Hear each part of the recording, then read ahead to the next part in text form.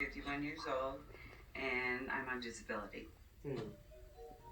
Approximately a year and a half ago, I was diagnosed with non-Hodgkin's level 4 lymphoma.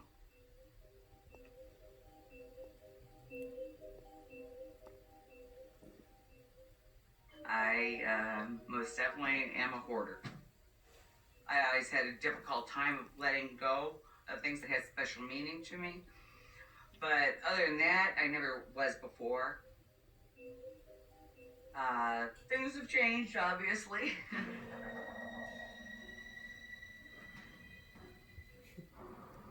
Chemotherapy basically strips you of all of your immune system and everything, so it's going to take a few months for my immune system to get built back up to where it should be.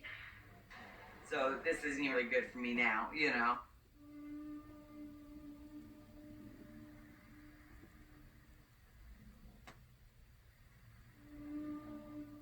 My name is Stephanie, I'm 31, and I'm Tammy's daughter. I would say her house is just deplorable living conditions.